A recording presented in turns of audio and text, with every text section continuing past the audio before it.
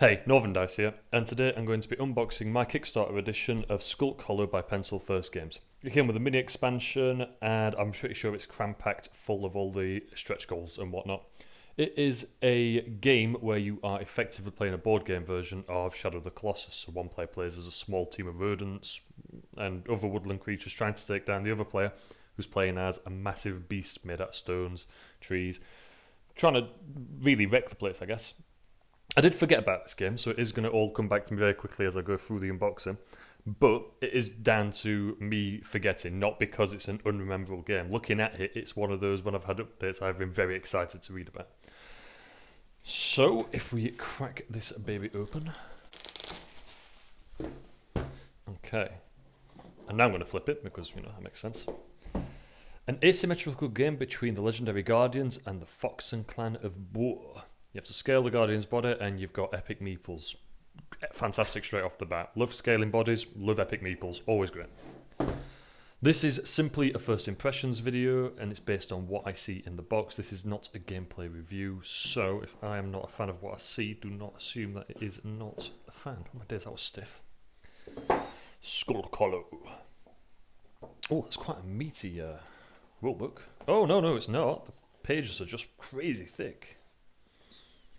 Set up. So you play it across a tile map and you have the creature on the end. So I'm assuming this is the positioning of the beast and your different meeples, but this is your meeples upon the beast taking him down. It's all looking very asymmetrical. I assume there would be a guide for either player as necessary. Pencil First Games with Rado? Edo. Well done. Always see him on the old internet. So this is Boar. A little bit of lore, I'm assuming. This is the playboard, double-sided with the boundaries on it. Very nice. These are punchables that I can deal with since it's just a single entity. Oh my days, and he's already falling out. Look at these boys. These are absolutely massive. Just going to scooch that aside for a second. Are they double-sided? They are, but that's just for artwork. But that is fun. That's awesome. This is relatively thick, quite sturdy actually.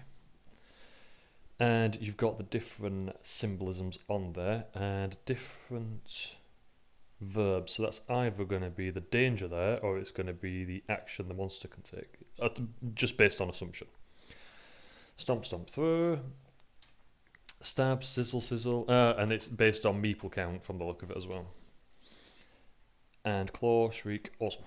I did remember something about this game, and it's that the giant meeples for each individual guardian were different, and one of the key things about this one in particular was that it's an octopus.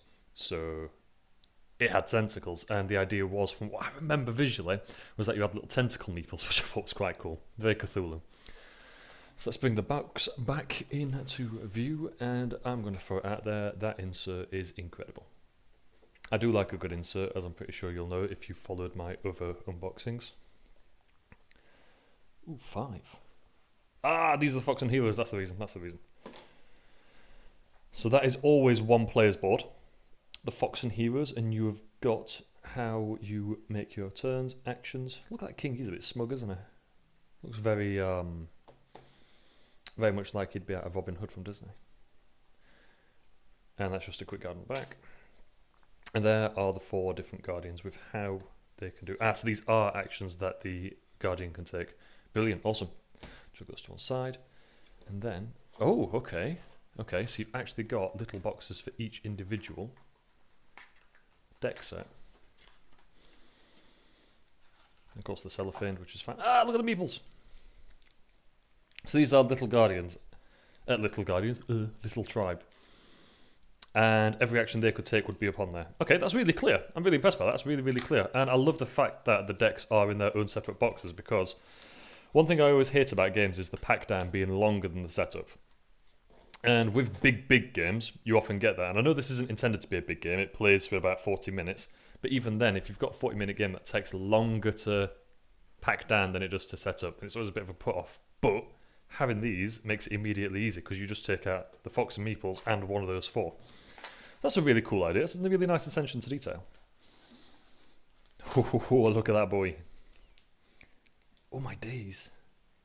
You're not going to break him in a rush, are you? That is mega, mega quality.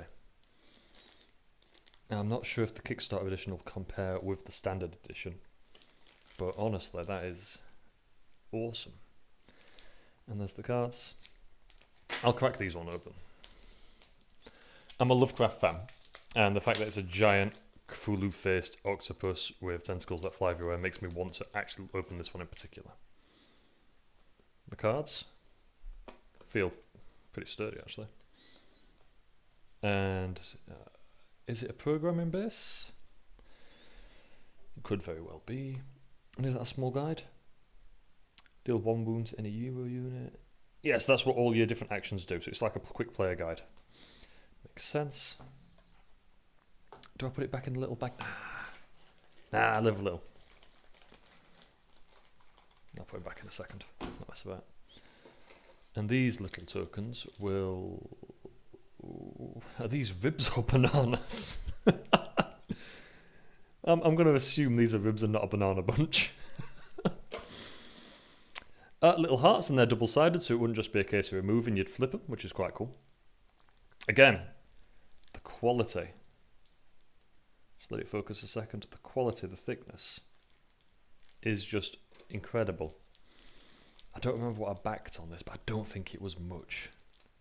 Little green hearts, so again, assuming, but assumptions often do help, I'd assume the green hearts are for the beasts themselves. And these will be energy markers based on how many actions can be taken, just from memory again. The actual insert, I've only just realised, is engraved underneath. I don't know if you can see that, I'll just lift it up. So it's got an indentation of the actual Guardian that it's reflective of. I'm not going to go any further into it because I think opening 1 Guardian's more than enough, because if that's the quality of 1, I can only assume, and assuming in this sort of situation is going to be a good thing. I've got a 1 in 4 chance, and if they've only put quality into 1 and I've picked it, sod's law. But the other 3 can only be the same. I think that's fantastic. I'm actually dead impressed by that. I mean, it can't have been long since I backed it, so it must have just been almost thrown out. But the actual attention to detail and the fact that some of this stuff was all stretch goals and it's all been put in there is just fantastic. Right, I am definitely going to be getting a play of this today, if not tomorrow, and I will most certainly be writing a written review because I am really, really, really into Shadow of the Colossus as is, but also just so impressed by the quality of this. Of course, this is just first impressions. If the quality of the play doesn't reflect this, I will be saying that. But, you know, I am an optimist. I do try to see a silver lining. I will catch you next time. Thank you for sticking around. See you later.